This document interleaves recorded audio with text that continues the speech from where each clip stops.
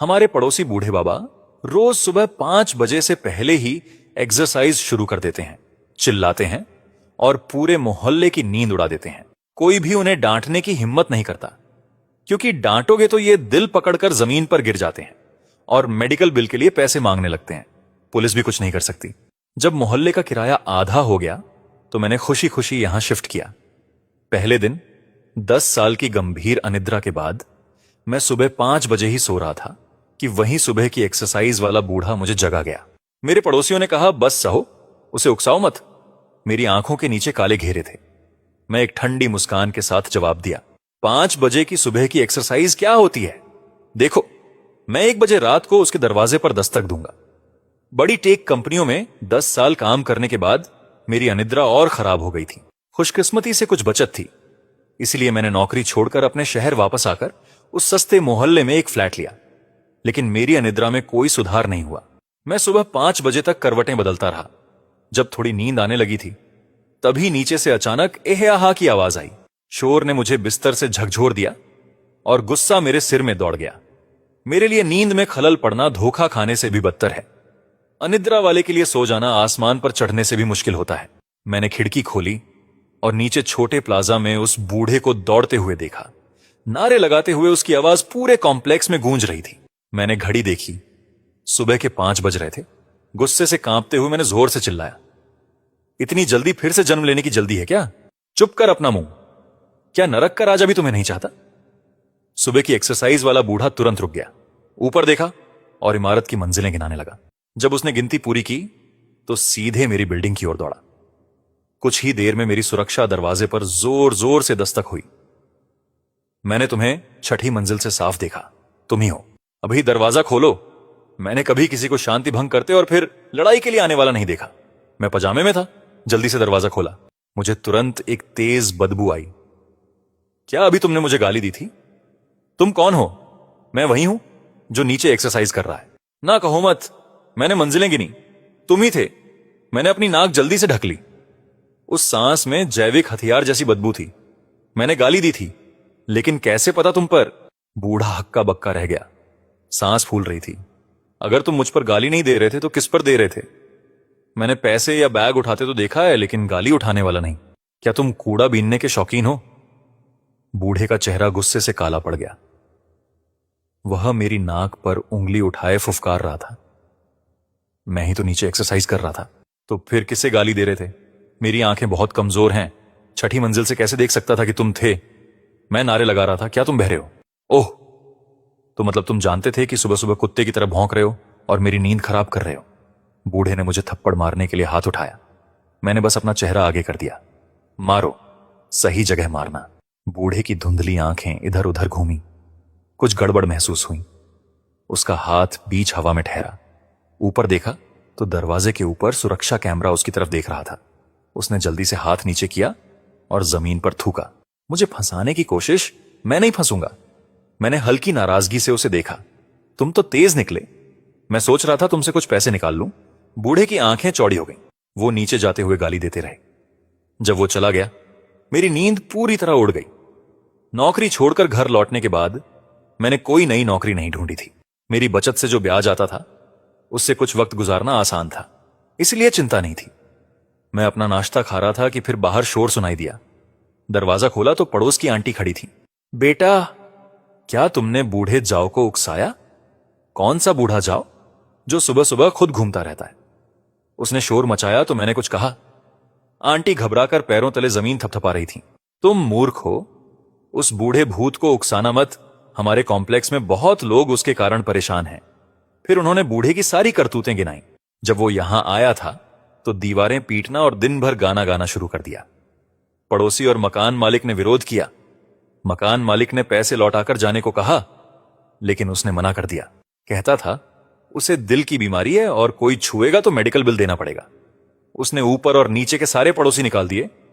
जब देखा कोई परेशान करने वाला नहीं बचा तो उसने ध्यान बदला। हर सुबह कॉम्प्लेक्स के चारों ओर चक्कर लगाता है, किसी की परवाह किए बिना सबको परेशान करता है। प्रॉपर्टी मैनेजमेंट से लेकर पुलिस तक कोई उसे रोक नहीं पाया। फिर सिर्फ शांति भंग करना उसके लिए कम पड़ गया। उसने महिला निवासियों को निशाना बनाना शुरू कर दिया। चाहे बुजुर्ग महिलाएं हों या स्कूल की लड़कियां, उसे कोई फर्क नहीं पड़ता था। एक हाई स्कूल की छात्रा जो बेसमेंट में रहती थी पढ़ाई के लिए, जब वो नहा रही थी, उस बूढ़े ने खिड़की से झांक कर देखा। शावर के बीच में लड़की ने ऊपर देखा तो खिड़की के दरार में एक बदसूरत लज्जास्पद बूढ़ा चेहरा फंसा था। इस घटना ने उसे इतना प्रभावित किया कि वह गहरे अवसाद में चली गई और कॉलेज की परीक्षा छोड़ दी। उसके परिवार ने बेटों को तरजीह दी, उसे वापस गांव ले जाकर शादी कर दी। एक लड़की की पूरी जिंदगी ऐसे ही बर्बाद हो गई, लेकिन वो बूढ़ा जानवर एक बाल भी नहीं गंवाया। रोज कॉम्प्लेक्स के बाहर बैठकर गर्व से बताता कि लड़की का शरीर कितना कोमल था। अब मोहल्ले वाले उसे कुत्ते के पांव खड़े की तरह टालते हैं, क्योंकि कोई उसे उकसाने की हिम्मत नहीं करता। वह और भी निडर हो गया। अकेली लड़कियों को एलिवेटर में फंसाता, चेहरा छूता, स्कर्ट उठाता। गुस्साए माता पिता ने कई बार उसे पीटा और पुलिस स्टेशन भेजा, लेकिन बाहर आकर वह और भी पागल हो गया। इस बूढ़े कैंसर की वजह से पूरा मोहल्ला परेशान है। प्रॉपर्टी की कीमतें भी गिर गई हैं। आंटी ने मुझसे कहा, बेटा जल्दबाजी मत करो, तुम्हारा भविष्य उज्जवल है। अगर उसे उकसाना नहीं है तो दूर रहो, अपनी सुरक्षा के लिए जल्दी दूसरे मोहल्ले में चले जाओ। ये सब सुनते ही मेरी अनिद्रा से जमा सारी ऊर्जा शरीर में दौड़ गई। जहां कहीं भी नींद नहीं आती, यहां रहकर थोड़ी मस्ती करता हूं। आंटी चिंता मत करो, 5 बजे की एक्सरसाइज क्या होती है? क्या उसने कभी देखा है कि कोई 1 बजे रात को उसके दरवाजे पर दस्तक दे? मैं ऐसे बूढ़े खराब आदमी के साथ पूरे साल खेल सकता हूं। दिन में थोड़ी नींद आ जाती थी, लेकिन रात होते ही दिमाग में फिर हजारों सैनिक नाचने लगते थे। मैं करवटें बदलता रहा, सो नहीं पाया। ठीक 5 बजे ए हे आहा की आवाज सही समय पर शुरू हुई। मुझे तुरंत ऊर्जा मिली। मैंने ट्रैक सूट पहना, नीचे दौड़ा और बूढ़े के ठीक पीछे पीछे चलने लगा। वह चलकर छाती फैलाता, चिल्लाता, हे। मैं उससे 1 मीटर पीछे रहकर तुरंत हे दोहराता। बूढ़ा डर गया, पीछे मुड़ा, मुझे देखा, नाक भौं सिकोड़कर वापस मुड़ गया। मैं उसके पीछे चिपका रहा, हे कहता रहा। किसने तुम्हें मेरी तरफ भेजा? वह अचानक रुका। तुम मुझसे क्या करना चाहते हो? मेरा पीछा क्यों कर रहे हो? मैंने उसकी आंखों में नहीं देखा, बस चलता रहा। वह था वह 1000 साल पुराना कछुआ कमीना। बूढ़ा कुछ सेकंड के लिए हैरान खड़ा रहा, फिर समझा कि मैं उसे अप्रत्यक्ष रूप से गाली दे रहा हूं। गुस्से में हाथ उठाया थप्पड़ मारने को। खुशी से मैंने चेहरा आगे कर दिया। डर के मारे उसने हाथ बीच हवा में रोका। गुस्से में गला घोंटता, कांपती उंगली से मुझे दिखाते हुए बोला, मैं अपनी सुबह की एक्सरसाइज कर रहा हूं, ये तुम्हारा क्या मामला है? तुम मेरा पीछा क्यों कर रहे हो? तुम अपना काम करो, लेकिन अच्छा कुत्ता रास्ता मत रोको। तुम रास्ता क्यों रोक रहे हो? बूढ़े का चेहरा लाल हो गया। उसने मुड़कर दौड़ना जारी रखा और चुपके से तेज भी किया, लेकिन उसकी बूढ़ी टांगें मुझसे तेज कैसे दौड़ सकती थीं? हम 1 मीटर से कम दूरी पर थे। जब भी वह चिल्लाता, मैं उसका जवाब देता। पूरा मोहल्ला हंगामा मचा हुआ था। जो उसका अकेला कंसर्ट होना था, वो 2 लोगों का शो बन गया था। आंटी के अनुसार ये बूढ़ा आमतौर पर कॉम्प्लेक्स के चारों ओर 5 चक्कर लगाकर 1 घंटे से ज्यादा चलता है। तब तक नहीं रुकता जब तक सब जाग न जाए। जब संतुष्ट होता है तब जाकर नाश्ता करने जाता है, लेकिन आज मेरे पीछा करने के कारण वह केवल 1 चक्कर लगाकर गुस्से में नाश्ते की दुकान की तरफ भागा। मैं उसके पीछे पीछे चला, उसका मजाक उड़ाते हुए। दिन आज सिर्फ 1 चक्कर क्यों? क्या अब बूढ़ा हो गया है और साथ नहीं दे पा रहा? क्या कमजोर हो गया? बूढ़े ने गर्म सोया दूध का घूंट लिया और पूरी मेज पर उड़ा दिया। उसने अपनी पतली चिकन जैसी उंगली मुझ पर हिलाई, पार्किंसंस जैसी हिलती हुई। कई देर तक कुछ बोल नहीं पाया। आखिरकार उसने आधा तली हुई पूड़ी फेंकी और घर चला गया। तुम छोटे बदमाश, देखना मैं तुम्हें।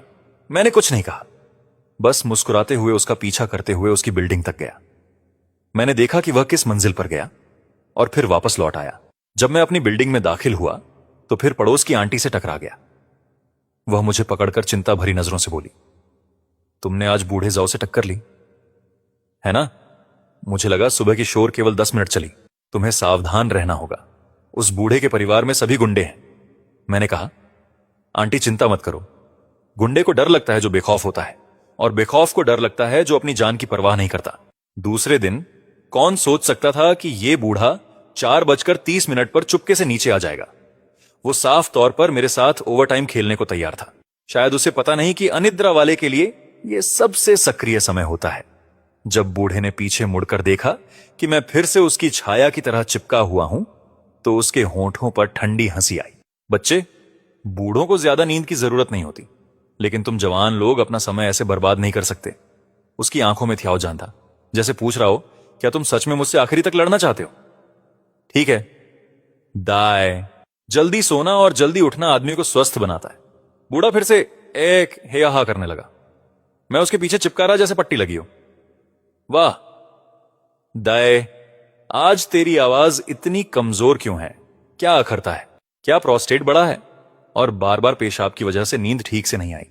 हे दाय, धीरे चल, कमर मत मोड़ना। क्या मैं एम्बुलेंस बुलाऊं? तेरी टांगें तो कांपती लगती हैं। बूढ़े की पीठ सख्त हो गई, लेकिन उसने जोर से चिल्लाना जारी रखा। मैं उसके कान में मन ही मन बातें करता रहा। दाय, अभी जो चिल्लाया वो दमदार नहीं था। चाइनीज मेडिसिन के हिसाब से तुम्हें किडनी डेफिशिएंसी है, इसीलिए ग्रिल्ड किडनीज खानी चाहिए। आखिरी दहाड़ ठीक थी, लेकिन तुम्हारे फेफड़ों में जैसे जंग लगी पंखा हो। क्या तुम्हारे टॉन्सिल्स सूजे हैं? चिल्लाते रहो। क्यों रुक गए? अगर तुम चिल्लाएंगे नहीं तो मैं तुम्हारी पल्स कैसे देखूंगा? इस बार बूढ़ा आधा चक्कर भी पूरा नहीं कर पाया। वो मुड़ा और सीधे नाश्ते के स्टॉल की तरफ गया, लेकिन इतनी सुबह दुकान वाला भी तैयार नहीं था। वो ठंड में कांपता हुआ वहीं खड़ा रह गया। दे, इतनी सुबह स्ट्रीट फूड खाना ठीक नहीं है। वो बारबेक्यू स्टॉल अभी तक खुला है।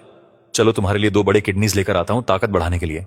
बूढ़े ने अपनी आंखें घुमाई, सीना पकड़कर जमीन पर गिरने लगा। तुम छोटे बदमाश, भागने की हिम्मत मत करना, मेरा दिल खराब हो रहा है। मैंने तुरंत इमरजेंसी कॉल किया और उसे अपने वजन से दबा दिया। मैंने अपनी आस्तीनें चढ़ाई, उसे बचाने के लिए तैयार हो गया। मुट्ठी बांधकर उसके सीने पर जोर से मुक्के मारे और जोर जोर से चिल्लाया, दाएं, तुमको टिकना होगा, हमारी लड़ाई अभी शुरू हुई है। वो इतना कसकर दबा था कि हिल नहीं सकता था, और मेरे जोरदार सी पीआर के मुक्कों से उसने जोर से खांसी की, जैसे बेहोश होने वाला हो। जब तक एम्बुलेंस आई तभी जाकर उसकी जान बची।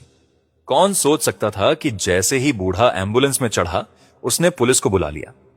इमरजेंसी रूम में उसने अफसर का हाथ पकड़कर झूठ बोलना शुरू कर दिया। ये छोटा बदमाश मुझे दिल का दौरा दिला गया, इसे तो दिवालिया कर देना चाहिए। जब पुलिस वाले ने देखा कि ये वही बदनाम शरारती फिर है, तो बस आह भरकर सिर हिला सके। लेकिन जब सर्वेलेंस फुटेज निकला, स्क्रीन पर दिखा कि मैं कम से कम 1 मीटर दूर था और मैंने उसके शरीर का कोई बाल भी नहीं छुआ। असल में गिरने के बाद मैं हीरो बनकर सीपीआर कर रहा था। पुलिस ने यह तय किया कि मैं एक अच्छा इंसान हूं, तो बूढ़ा अस्पताल के बेड पर हंगामा करने लगा। तुम सब मिलकर बूढ़े आदमी पर हमला कर रहे हो, मैं कल थाने जाऊंगा न्याय मांगने। पास का एक सीनियर अफसर तुरंत गुस्से में आकर सख्ती से बोला, अगर तुम ऐसे हंगामा करते रहोगे तो कुछ दिन जेल में बिताने पड़ेंगे। चेहरे पर काला साया छा गया। तुम कभी सोते ही नहीं। ओह दाएं, ये कैसे पता चला? बूढ़ा खून उगलने के कगार पर था, जोर जोर से खांस रहा था। आज उसने दौड़ना भी छोड़ दिया। उसने लकड़ी की छड़ी उठाई और प्लाजा के फिटनेस इक्विपमेंट को तोड़ना शुरू कर दिया। धातु की टकराहट की आवाज पूरे कॉम्प्लेक्स में गूंज रही थी। तुम छोटे बदमाश, इस मोहल्ले में किसी ने कभी मेरी चैलेंज करने की हिम्मत नहीं की। उसकी आवाज और सुनकर लगता है कि दिल का रोग पूरी तरह ठीक हो गया है। मैंने अपनी पीठ के पीछे से 5-6 मीटर लंबी लोहे की चाबुक निकाली। दाएं, अपनी आंखें खोल के रखना, अगर मैं तुम्हें मारूंगा तो जिम्मेदार नहीं हूं। जैसे ही ये शब्द निकले, मैंने चाबुक घुमाना शुरू कर दिया। चाबुक की नोक तेज आवाज करती हुई हवा को चीरते हुए कई बार उसके चेहरे के सामने से गुजरी। तुम मुझे मारने की हिम्मत करते हो, मैं तुम्हें ऐसे सबक सिखाऊंगा कि तुम्हारे पास अंडरवियर भी नहीं बचेगा। मैंने उसे अनदेखा कर चाबुक घुमाना जारी रखा। उसने कई बार मुझ पर झपट्टा मारा, लेकिन चाबुक की सीटी ने उसे वापस धकेल दिया। आखिरकार वो गाली देकर कहीं और जाकर तोड़फोड़ करने लगा। मैं उसकी परछाई की तरह उसके पीछे पीछे चलता रहा, कुछ मीटर दूर इतना कि छू ना सकूं, लेकिन इतना पास कि डर से मर जाए। कुछ मिनटों में उसका हौसला टूट गया। उसने मुझे गुस्से से देखा और धीरे धीरे चला गया। मैंने ठंडी हंसी दी, चाबुक वापस रख दी और सोने चला गया। अगली सुबह जैसे ही बूढ़ा चिल्लाना शुरू किया, मैंने दरवाजा खोला तो बदबूदार कीचड़ की गंध आ रही थी। मेरे दरवाजे पर 2 बैग बदबूदार कचरा फेंका गया था। बढ़िया, मैं तुम्हारा ये खेल देख रहा था। खुशी से 2 कचरे के बैग लेकर नीचे दौड़ा। बूढ़ा ठंडे मुस्कान के साथ खड़ा था, जैसे कह रहा हो, मेरे खिलाफ क्या कर पाओगे। बिना बोले मैंने बैग उठाए और सीधे उसके सिर पर डाल दिए। बदबूदार कीचड़ सड़े हुए सब्जियों और हड्डियों के साथ उसके गंजे सिर पर गिरा। बूढ़ा आधे सेकंड के लिए स्तब्ध रहा, फिर सुअर जैसी चीख निकाली। थोड़ी देर बाद 2 पुलिस वाले आ गए। बूढ़े को सड़े पत्तों से ढके देख पुलिस वाले हंसने से खुद को रोक नहीं पाए। उनके सामने मैंने तुरंत गंभीर चेहरा बनाया और बार बार सिर झुकाकर माफी मांगी। माफ करना दयाई, मुझे लगा कचरा बूढ़े लोगों के लिए होता है, पर लगता है तुम्हें यह पसंद नहीं आया। मेरी गलती थी। तुम्हें लंबी उम्र मिले, बस जल्दी मत मरना। पुलिस वालों ने मुझे थोड़ी फटकार लगाई और चले गए। बूढ़ा गुस्से में चिल्लाता रहा और बदबू के साथ घर लौटकर नहाने गया। उसी दिन मुझे एक रहस्यमयी शख्स ने एक गुप्त वीचैट ग्रुप में शामिल कर दिया। वहां उन घर वालों की भरमार थी जो इस बूढ़े से परेशान थे, सैकड़ों लोग। जैसे ही मैं जुड़ा, ग्रुप में हंगामा मच गया। एक भाई, एक लड़की जो अपने प्रोफाइल पिक्चर में बहुत खूबसूरत थी, ने मुझे प्राइवेट मैसेज भेजा। एक क्रॉनिक इंसोम्नियाक को रात में कॉफी पीने को कहना मतलब अपनी जान दांव पर लगाना। मैंने उसे तुरंत ब्लॉक कर दिया। उसी वक्त ग्रुप में किसी ने चेतावनी दी। दरवाजे के बाहर मुझे जवाब देना था। ठीक 1 बजे रात को 5वें दिन मैं नीचे गया और बूढ़े जाओ के सिक्योरिटी डोर पर जोर से दस्तक देने लगा। घर में सन्नाटा था। मैंने अपने पैरों से दरवाजा ठोका। चूंकि उसने इस फ्लोर के बाकी लोगों को भगा दिया था, मुझे मासूम पड़ोसियों की कोई चिंता नहीं थी। 10 मिनट की ठोकरों के बाद बूढ़ा टूट गया। दूर हटो, छोटे बदमाश, मरना चाहते हो? देखो वक्त क्या है, उठो और सुबह की एक्सरसाइज करो। रात के 1 बजे हो रहे हैं। तुम्हारे दिमाग में छेद है क्या? ओह दाएं, तुम्हारी नजरें तेज हैं क्या? तुम कभी पुल के नीचे मिरेकल पिल्स बेचते थे? अगर एक बार और खटखटाएगा तो मैं अपने बेटे को बुलाऊंगा और तुम्हें मार डालवाऊंगा। मारने की बात क्यों कर रहे हो? देखो दाएं, सुबह हो रही है। तुम जवान हो। अगर अभी मेहनत नहीं करोगे तो मरने के बाद अच्छा कब्रिस्तान कैसे मिलेगा? जैसे ही बूढ़ा पागल होने लगा और दरवाजा खोलने ही वाला था, मैं चुपके से भागकर ऊपर चला गया। 2 बजे मैं फिर नीचे गया और फिर से दरवाजा बजाने लगा। फिर 3 बजे भी। सुबह तक बूढ़ा उठ भी नहीं पाया था। मेरी रात की ये कक्षाएं उसे अनुशासित नहीं बना पाई। घर वालों का ग्रुप फिर से फूट पड़ा। मैं सुबह जल्दी जागकर मजा लेने आया था, पर यह बूढ़ा मुझे छोड़कर भाग गया। मैंने ये मिडनाइट नॉकिंग की तरकीब 1 हफ्ते तक जारी रखी। अकेले ही इस अराजक मोहल्ले को संभाला। सच कहूं तो ग्रुप चैट में तारीफें देखकर लगा जैसे मेरे सिर पर कोई हेलो हो। फिर उसी शाम जब मैं खाना लेने नीचे गया, बूढ़ा मुझे गेट पर घेर चुका था। उसके पीछे एक बड़ा गंजा मस्कुलर आदमी था, पूरे बाजू टैटू से भरे और चेहरा खौफनाक। बूढ़ा पागल कुत्ते की तरह कूद रहा था और मुझे नकेल कसने वाला दिख रहा था। बेटा, ये वही बदमाश है, इसे सबक सिखाओ। मैंने स्पोर्ट्स बॉडी कैम ठीक किया और मुस्कुराते हुए तूफान का इंतजार किया। टैटू वाला गुंडा अपनी बड़ी मुट्ठी उठाने ही वाला था, लेकिन जैसे ही उसने मेरी छाती पर चमकती लाल रोशनी देखी, वो ठिठक गया। तो ये है जो मरने की हिम्मत करता है और मेरे पापा से भिड़ता है। क्या कहा? तुम चाहते हो मैं तुम्हारा पापा बन जाऊं? मूर्खता मत करो। मैं अभी 30 की उम्र में हूं। इतना बड़ा बागी बेटा मेरा नहीं हो सकता। टैटू वाला ठठाकर बोला। चालाक बातें बंद करो। जब मैं गैंग में था तब तुम डायपर में थे। तुम 30 पार कर चुके हो। बच्चे होंगे ना? कौन सा किंडरगार्टन में है? चाहे विश्वास करो या नहीं, मैं उन्हें ढूंढ लूंगा। माफ करना, मैं सिंगल हूं और बच्चे नहीं है। बच्चे नहीं तो पत्नी या गर्लफ्रेंड? गर्लफ्रेंड, विश्वास करो या नहीं, मैं अपने भाइयों को भी ले आऊंगा। और भी ज्यादा माफ करना, मैं जन्म से ही सिंगल हूं। तुम क्या बात कर रहे हो? मैंने पूरा वक्त बड़े टेक में काम करते हुए बिताया, पैसे के लिए, और अब लगभग गंजा हो गया हूं। महिलाओं के लिए वक्त कहां? गुंडा हैरान होकर अपने बुरे पापा को देख रहा था। बूढ़े ने शर्मिंदा होकर सिर हिलाया। यह बच्चा वाकई अकेला है। मैंने कभी उसकी जगह कोई महिला या बच्चा नहीं देखा। मैंने बूढ़े को अंगूठा दिखाया। मर जाओ। तुम्हारी तीखी नजरें कमाल की हैं। टैटू वाला गुंडा निराश होकर सिगरेट जलाया। ठीक है, तो तुम एकदम अकेले हो। तुम्हारे पास नौकरी तो है ना? विश्वास करो या नहीं, मैं तुम्हारी कंपनी जाऊंगा। मैंने बूढ़े की तरफ मुस्कुराकर देखा। दाएं, तुम दिन भर मोहल्ले में घूमते रहते हो, क्या कभी मुझे काम पर जाते देखा? बूढ़ा हकलाने लगा और आखिरकार मन ही मन मान गया। यह छोटा बदमाश वाकई बेरोजगार लगता है। गुंडा पूरी तरह चुप हो गया। उसका चेहरा हरा पड़ गया। 30 पार, न पत्नी न बच्चे, किराए के मकान में रहता है और नौकरी नहीं। तुम मुझसे भी बड़ा लूजर हो। उसने मोटी उंगली से हवा में इशारा किया। मेरे पापा की सुबह की एक्सरसाइज ही उसका शौक है। अगर तुम उसे परेशान करोगे तो अपनी जान संभाल कर रखना। मैंने बॉडी कैम पर टैप किया और मानो बुझाया। समझ गया, समझ गया। धमकियां और डराने धमकाने की सारी बातें HD में रिकॉर्ड हो गईं। मैं इसे पैक करके नेबरहुड के इन्फ्लुएंसर्स को भेज दूंगा, जो इसे ऑनलाइन वायरल कर देंगे। यह काउंटर अटैक एक वायरल सीरीज बनने वाला है। अपनी धमकियों का कोई असर नहीं देखकर पिता पुत्र गुस्से में कस्में खाते हुए वहां से चले गए। अगले दिन टैटू वाला बेटे ने सुरक्षा देने के लिए आना शुरू कर दिया। वो बूढ़े के साथ सुबह की एक्सरसाइज करने गया। लेकिन ऐसा लग रहा था जैसे वो मरने वाला हो। उसकी आंखों के नीचे काले घेरे थे जैसे सड़क पर गिर पड़े। मैंने अपना कैमरा लिया और निकला ताकि फर्स्ट पर्सन इमर्सिव वीडियो बना सकूं। ऐसा कंटेंट जरूर वायरल होगा। टैटू वाला आदमी शोर से परेशान और नींद से तंग होकर टूट गया। उसने मुझ पर किक मारी। मैं तैयार था। उसकी कमजोर किक के बाद मैं फिसलता हुआ ठंडे असफाल्ट पर गिर गया। चारों तरफ के अंधेरे मकानों ने जैसे संकेत पाकर एक साथ लाइटें जला दी। खिड़कियों और बालकनियों से लोग बाहर झांक रहे थे और जोर जोर से चिल्ला रहे थे, गैंगस्टर सड़क पर लोगों पर हमला कर रहे हैं, एम्बुलेंस बुलाओ। उसने उसे बेरहमी से मारा। बचाओ। पूरा मोहल्ला गवाह था। 3 मिनट के अंदर पुलिस की सायरन बजी। लंबे समय से परेशान सैकड़ों घरवाले इमारतों से बाहर निकले और पिता पुत्र को इस तरह घेर लिया कि मच्छर भी नहीं बच सकता था। लीड अफसर गंभीर चेहरा बनाकर घुटनों के बल बैठा। भाई, कैसा लग रहा है? सांस ले पा रहे हो? एम्बुलेंस बुलाओ। मैं दर्द से सिर पकड़कर चकरा रहा था। सिर बहुत भारी है, उल्टी आने वाली है। एम्बुलेंस बुलाओ। पीड़ित को उल्टी हो रही है, मुमकिन है सिर ठोकर लगी हो।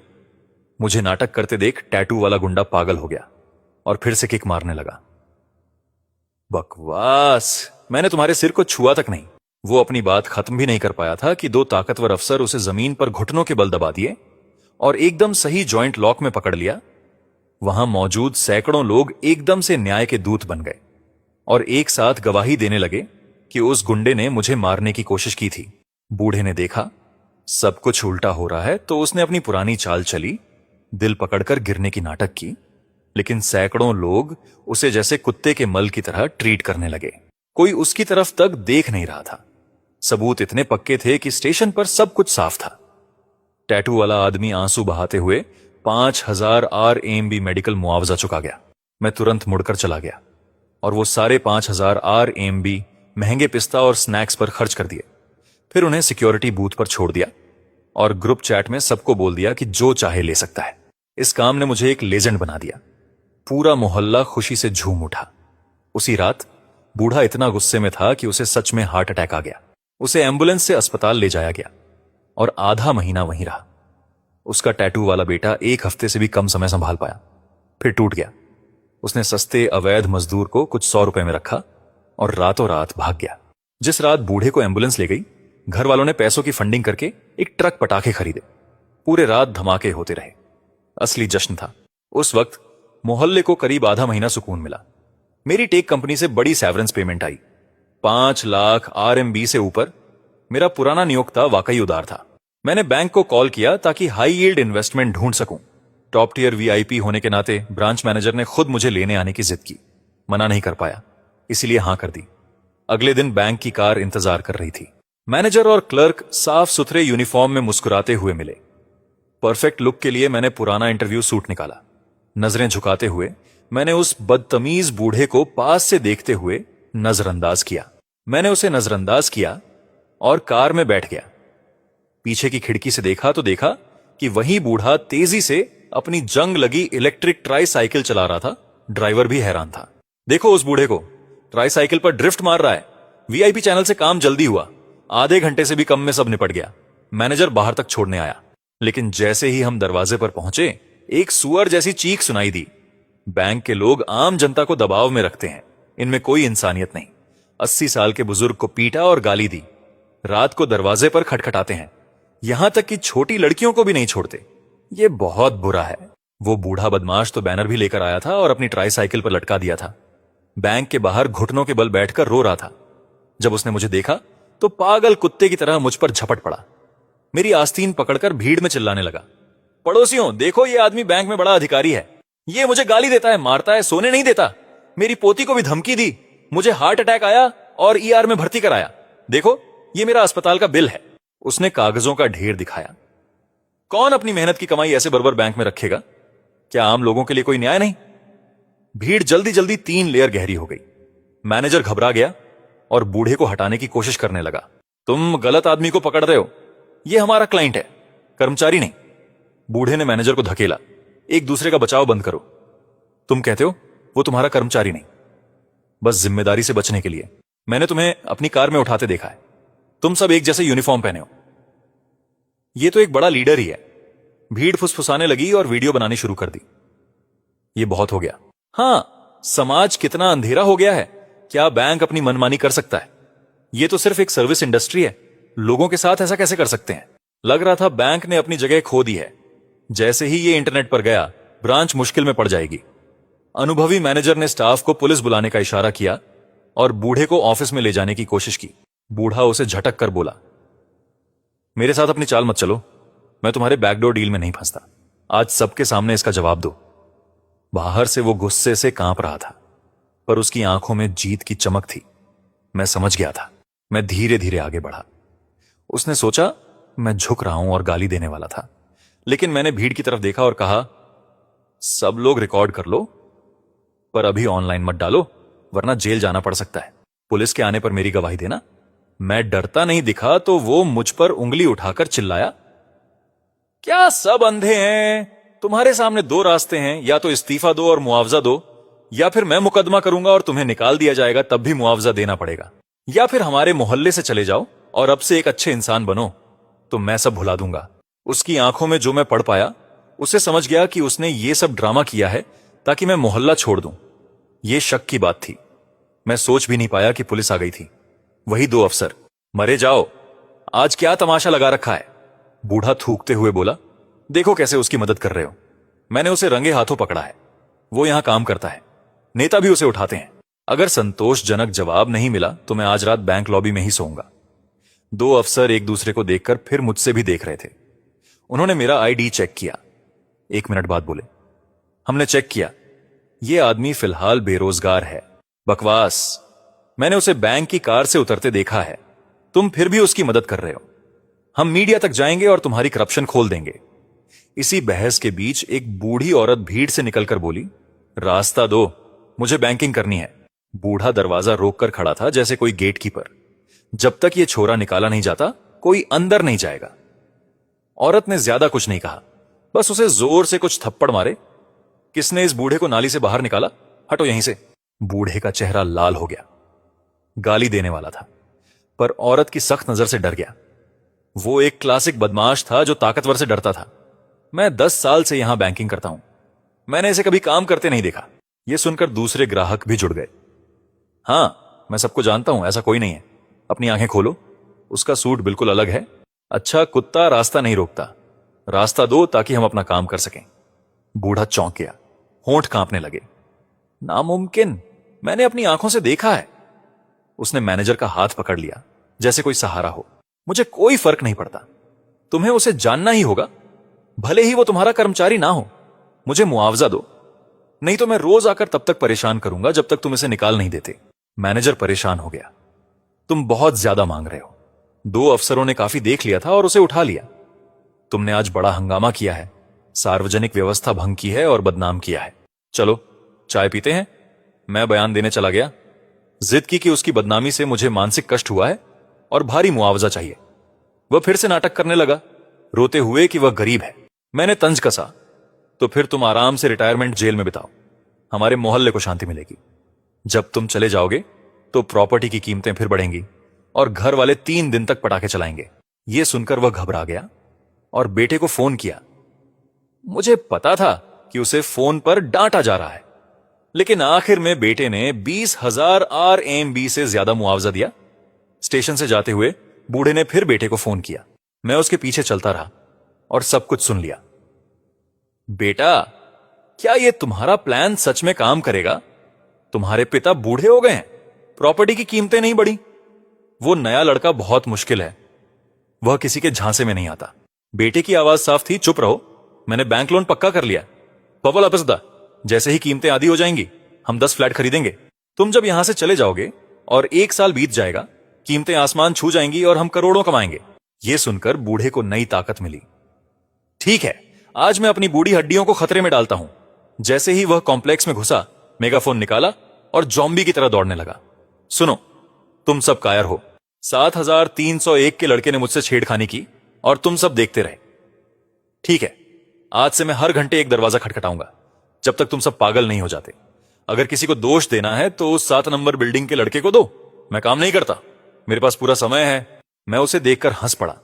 यह बूढ़ा कुत्ता वॉर की आर्ट की सोविंग डिस्कॉर्ड रणनीति इस्तेमाल कर रहा था। सच में घर वालों की ग्रुप चैट में हड़कंप मच गया। हम खत्म हो गए। वो बूढ़ा पागल अब सबको काट रहा है। हम सो नहीं पाएंगे। सबसे बुरी बात यह है कि ये एक रहस्यमय बॉक्स की तरह है। कोई नहीं जानता अगला दरवाजा किसका होगा। भाई, शायद उसे माफ कर दो। पहले वह सिर्फ सुबह 5 बजे शोर करता था। कम से कम तब तो नींद आती थी। किसी कमजोर ने यह भी पोस्ट कर दिया। ग्रुप में सन्नाटा छा गया। मुझे यकीन है आधे तो हार मानने को तैयार थे। माफी, तुम्हारे दिमाग में पानी है क्या? नहीं, मैंने ग्रुप में कहा, मैं कभी माफी अभी नहीं मांगूंगा। यह शब्द मेरे शब्दकोश में नहीं है। अगर तुम में से कोई मुझे धोखा देने की कोशिश करेगा तो आओ, मैं अकेले ही सबका सामना करूंगा। तनाव देखकर एक आंटी बीच में आई और बात शांत करने लगी। श्याओ झांग, शांत हो जाओ।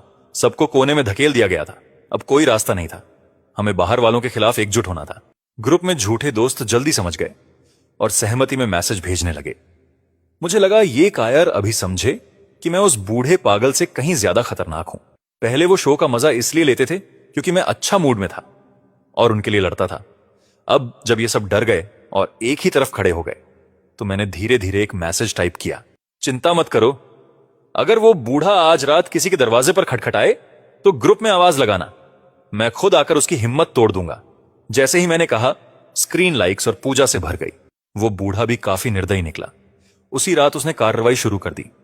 आधी रात को, जब पूरा शहर सो रहा था, मेरा दिमाग अभी भी दौड़ रहा था। बिल्डिंग 9 का एक गरीब शख्स ग्रुप में घबराकर SOS सिग्नल भेजने लगा। मदद करो, कोई मेरे दरवाजे को जोर से मार रहा है। ये वही पागल बूढ़ा है। वो मरने वालों की चादर पहने हुए है। मैं डरा हुआ हूं। मैंने वीचाइट प्रोफाइल पिक्चर करीब से देखी और क्या संयोग था। वो ही कमजोर आदमी था जिसने मुझे उस दिन माफी मांगने को कहा था। मेरे शरीर की हर कोशिका जश्न मना रही थी, पर मैं जल्दी में नहीं था। बस चुपचाप ग्रुप चैट में बैठा रहा और उस बदमाश की मुसीबत देखता रहा। बिल्डिंग 9 वाला पूरी तरह पागल हो गया था। बार बार मदद मांग रहा था। भाई, मैंने गलती की। मैं अंधा था। कृपया अपनी दिव्य शक्ति दिखाओ और मेरी जान बचाओ। मैंने आराम से जवाब दिया। बस दरवाजा खोलो और अपना वादा पूरा करो, नहीं तो पुलिस बुलाओ। उसने कहा, भाई, पुलिस बुलाने से यह बूढ़ा रास्कल नहीं रुकेगा। मैं सच में डरता हूं कि वो मुझे दिवालिया कर देगा। मैंने 3 शब्दों में जवाब दिया।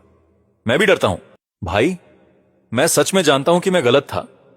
यह सब मेरे बड़े मुंह की वजह से हुआ। मुझे 1000 कटों की सजा मिलनी चाहिए। बस सुनो।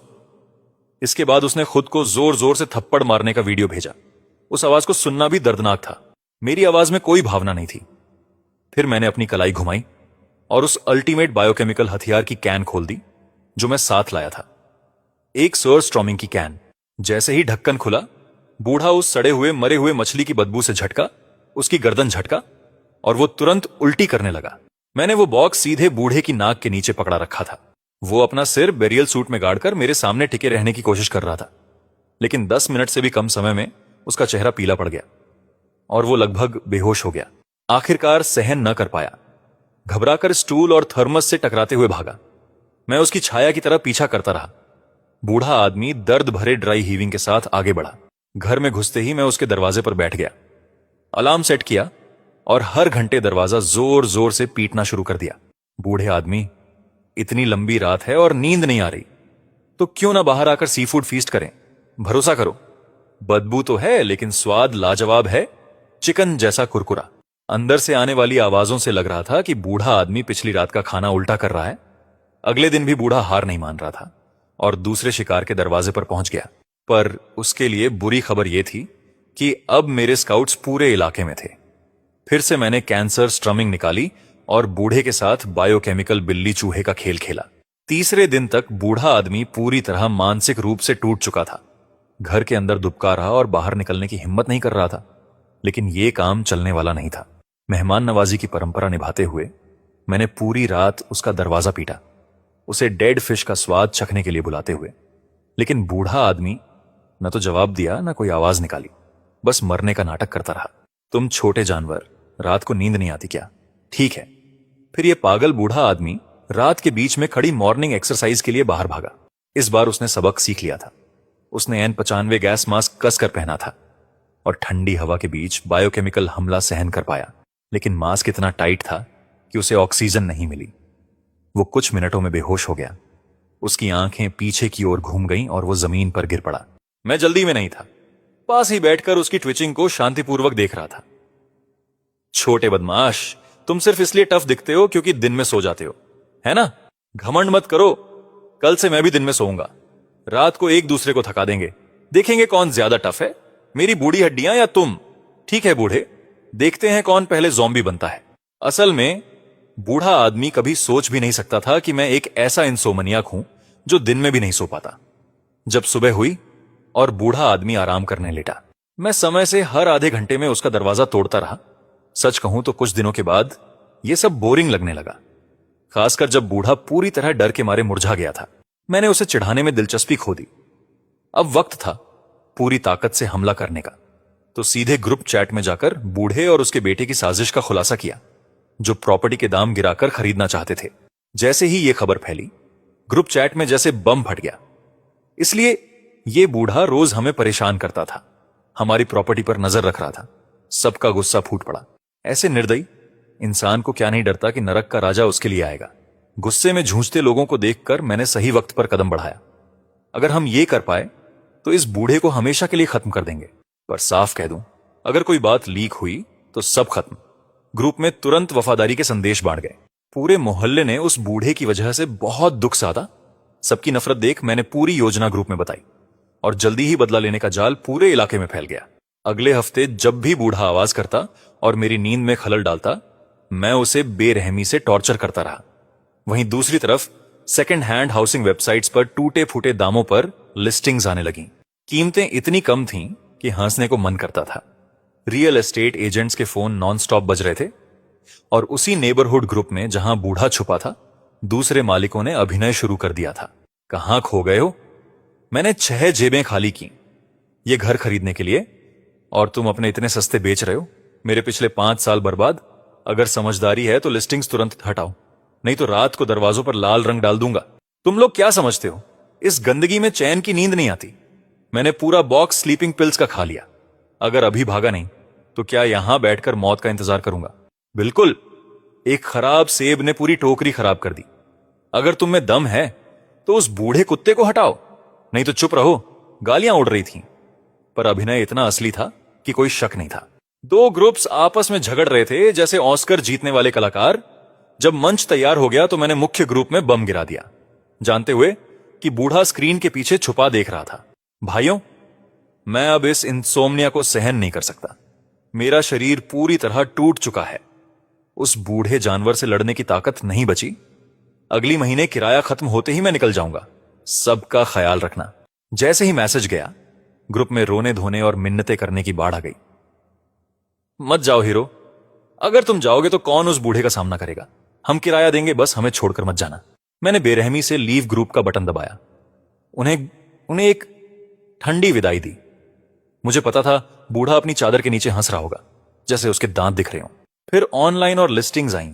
कीमतें और भी गिर गईं, जैसे वो सीधे खाई में कूद रही हों।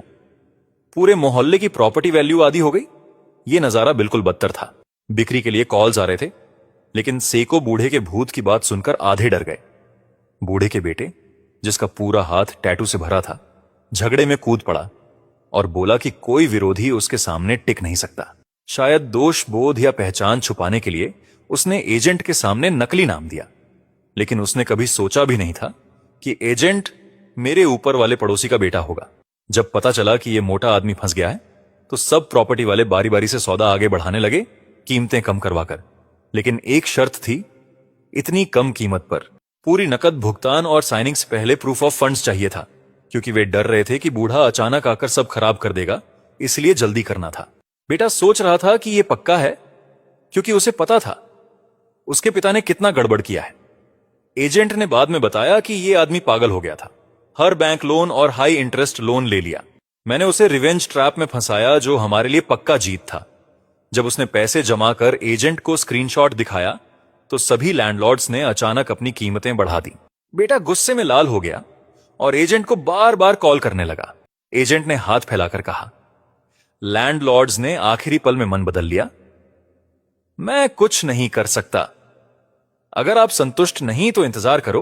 पैसे उधार लेकर अब वो वापस नहीं कर पा रहा था और ब्याज बढ़ता जा रहा था। मालिक धीरे धीरे कीमतें 10 से 20 हजार बढ़ाते रहे। इस पागल कुत्ते को महीने भर तंग करते रहे। जब उसने समझा कि उसे धोखा दिया गया है और पैसे लौटाने की कोशिश की, तो ब्याज की वजह से वो कर्ज एक अंधेरी खाई बन चुका था जिसे भरना नामुमकिन था। मुफ्त की चीज की उम्मीद रखने वाले सबसे बेकार मौत मरते हैं। जब पता चला कि खरीदने की योजना पूरी तरह फेल हो गई, बेटा पागल हो गया और बूढ़े के आखिरी पैसे भी चुरा लिए। फर्जी स्टॉक गुरुज के झांसे में आकर उसने पागलपन में स्टॉक मार्केट में सब लगा दिया। उम्मीद थी सब वापस मिलेगा, पर नतीजा कुछ नहीं। वो तुरंत लाल समंदर में फंस गया, सब कुछ खो दिया। डेट कलेक्टर्स उसके दरवाजे पर लाइन में थे और मजबूरी में दोनों ने एक डेट कलेक्टर पर हमला कर दिया। उसी दिन पुलिस ने दोनों को गिरफ्तार कर लिया। बेटे पर भारी धोखाधड़ी और दस्तावेजा फर्जीवाड़े का केस चला। उसे शानदार जेल में रखा गया। बूढ़े ने कोर्ट में फैसला सुनते ही सांस लेना बंद कर दिया। उसकी आंखें घूम गईं और वो गिर पड़ा। इस बार भगवान ने उसकी माफी नहीं की। इमरजेंसी में इलाज के बाद वो स्थायी रूप से लकवाग्रस्त हो गया। मुंह टेढ़ा और आंखें झुकी, बिस्तर पर पड़ा रहा। अब वो कभी अपनी एक्सरसाइज नहीं कर पाएगा। मकान मालिक ने पुलिस को बताया और बच्चे रहित बूढ़े आदमी को सबसे सस्ती नर्सिंग होम में भेज दिया, जहां वो बेसिक वेलफेयर पर जी रहा था। सुनने में आया कि बूढ़ा हर दिन वहां अपने मल में डूबा रहता था। केयर गिवर मनमाने ढंग से उसे थप्पड़ मारते थे। वो पूरी तरह लकवाग्रस्त था, हिल भी नहीं सकता था, गला बस फुसफुसा सकता था, मदद के लिए आवाज भी नहीं कर सकता था। इतने दम घोंटने वाले और दुखद तरीके से वो 30 दिन तक जीता रहा और फिर आखिरकार नरक चला गया। इस महायुद्ध के बाद पूरे मोहल्ले ने अभूतपूर्व एकता दिखाई और बिना खून बहाए इस ट्यूमर को जड़ से उखाड़ फेंका। मेरा मकान मालिक इतना खुश था कि मुस्कुराना बंद ही नहीं कर रहा था और उसने मेरा 1 साल का किराया माफ कर दिया। मैंने बड़ी शान से उसे विदा किया। भाई, मैं इतना गरीब हूं कि मेरे पास बस पैसा बचा है। अचरज की बात यह थी कि इस नए जन्मे मोहल्ले में सबके आभारी चेहरे देखकर मेरी स्टबर्न इंसोम्निया भी जादुई तरीके से ठीक हो गई। जैसे ही सिर तकिया से लगा, मैं गहरी नींद में चला जाता था। आखिरकार मैं सच में उस मृत बूढ़े आदमी का शुक्रगुजार हूं। इस जहर से जहर लड़ाई ने मुझे सीवियर इंसोम्निया के गहरे अंधकार से बाहर निकाला